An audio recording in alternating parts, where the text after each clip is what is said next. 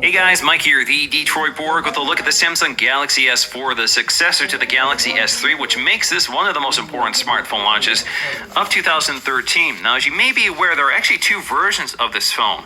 There's a version sold in the US on carriers like AT&T, T-Mobile, Verizon, and Sprint, which supports 4G LTE in these markets. But there's a version sold internationally which has an octa-core processor.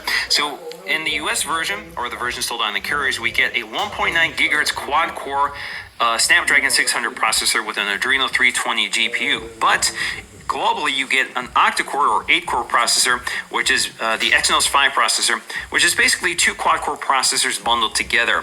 One processor is a Cortex A15 clocked at 1.6. The other one is a Cortex A7 clocked at 1.2 gigahertz. Now, the GS4 also has 2 gigs of RAM. We have 1632 or 64 gig capacities, and there's a micro SD card slot, so you can expand storage up to 64 gigs above that. We also have a 2600 milliamp hour battery, which is better than the 2100 milliamp hour battery we're used to with the GS3, and there are lots of accessories which allow you to expand storage and that sort of thing with the Galaxy S4, thanks to the fact that the back panel is removable and you can swap the batteries in and out. So let's go ahead and take a look at the phone itself. So we're just going to slide out the packaging here. Now you can notice that we have this sort of wood grain texture. This is made of post-consumer recycled paper, and it's also using soy ink, so it's very eco-friendly. So here we have our clamshell box. We just lift it up. So inside we have Samsung Galaxy S4 Quick Start Guide. So the Quick Start Guide just tells us a little bit about setting up the phone and how to use the phone.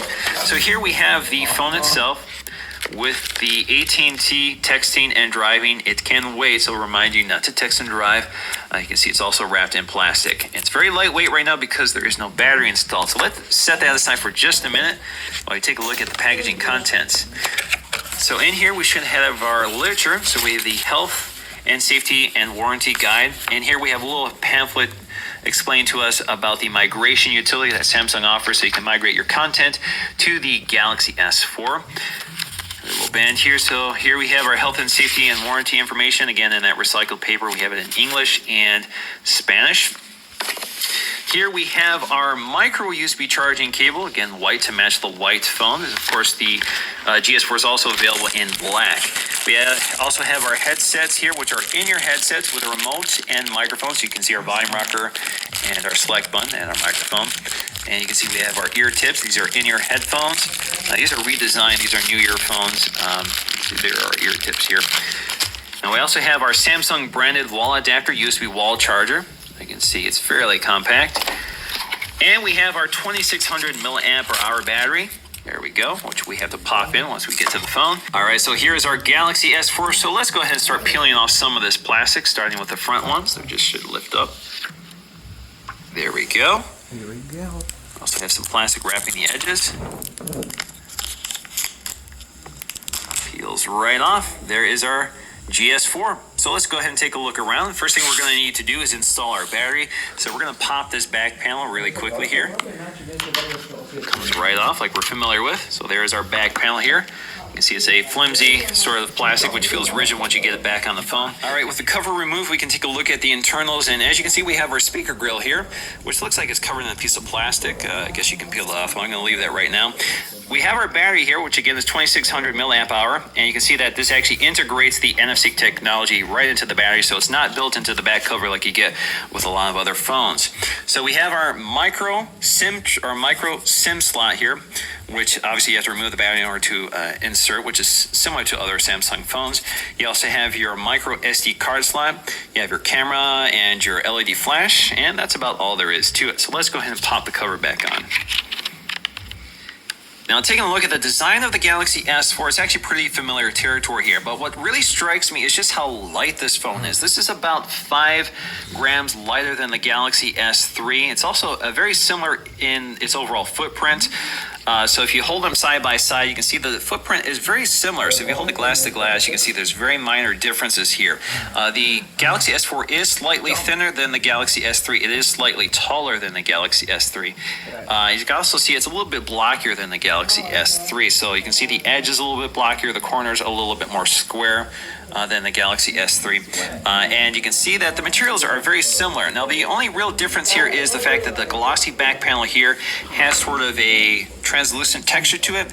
You don't feel it when you're handling it, but you can see it when you look really closely. So if you look closer, you can see that kind of a weave pattern underneath. It adds a little bit to the material quality. You can also see we still have that metal edge, which is pretty familiar. So let's go and take a look at some of the features here. So you can see we have our power on, sleep wake button as well. You have your thumb port for popping off the back panel. On the back, you have your 13 megapixel autofocusing camera capable of recording video at 1080p with a host of other features. You also have an LED flash. Down here, you have your micro USB port, which supports MHL2 as well as USB on the go and USB hosting. And we also have our microphone. Now, if you're not familiar with MHL, this basically allows you to connect this to an HDTV using the right adapter, which Samsung does sell. We also have our speaker grill down here, which incidentally is different than the GS3, which put the speaker grill up here next to the camera. So a little different design. It's actually more similar to the Note 2. You also have your volume rocker up here, so volume up and down. Up here you have your headphone jack, as well as a noise cancellation microphone, and you have a little IR blaster right there for controlling your AV equipment. Now, the big news here is this new 5-inch Super AMOLED display, which gives us a screen resolution of 1920 by 1080. So that's full HD. Over 5 inches, that gives us a pixel density of 441 ppi. That's versus 306 ppi on the GS3. This is a 4.8-inch screen. So the interesting thing here is they're able to increase the screen size without increasing the phone size. So you can see the bezel is a little smaller, and they've pushed the screen out to the edges, which also means they sort of squared off the design of the phone. Now, they've also added another sensor here. So they have an RGB sensor for detecting the ambient light conditions, which automatically adjusts the screen for optimal color. So for example, if you're watching the movie, it detects the ambient room lighting. So if you have warm lighting or cold lighting or whatever, it will automatically adjust the temperature of the screen for the conditions. So that's kind of a new feature. But you still have your 2 megapixel front-facing camera. You also have, which is capable of recording 1080p video. You also have your ambient light sensor and your proximity sensor. So this camera obviously has a lot of features, including the capability of seeing your eyes and the positioning of your head for software features like Smart Stay and Smart Scroll. So we're going to take a look at those features as well. Down here, you still have your home button here, which is pretty familiar. It looks very similar overall in terms of design.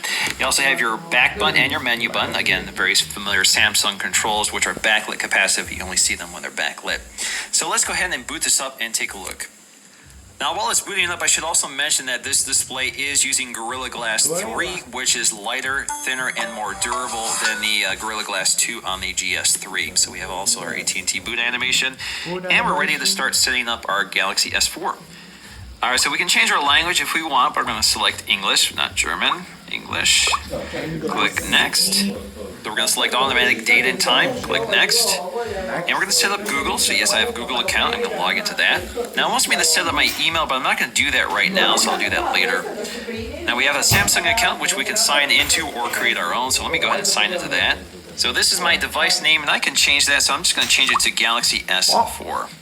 Now the next thing it's doing is showing me some of the features of the phone, such as S-Beam, AirView, Ear Gesture, Voice Control, Smart Stay, Smart Pause, Smart Scroll, Easy Mode, and Adapt Display. And we'll demonstrate some of this. And you can toggle these on and off. So I'm going to toggle all of them on just because I want to show you some of them. I don't want to toggle on easy mode because we don't want to show you the easy mode. We want to show you the full mode. So let's go to finish. All right, so let's go and take a look at the user interface. Now this is running Android 4.2.2, which is the latest release at the time of filming. And they've also updated TouchWiz with some enhancements and some changes. One of them I noticed right away is the fact that the system bar up here is now sort of floating. It's now integrated into the wallpaper, which looks pretty neat. I actually saw this on the Note 8.0 and I actually really like the effects. It really looks like everything is filling the screen. Now another effect is this little starburst effect. So you can wave your finger over this surface so you can actually see it right here. There you go. So you can see we have that AirView, and you can touch the screen and it gets a little brighter. Swipe up to unlock the device. So pretty sleek effect. Now you can also activate shortcuts on the lock screen, so you can quickly launch to any of these apps, and you can adjust or change which apps appear here under settings. So for example, if you want to swipe up, it takes us right to Google Now.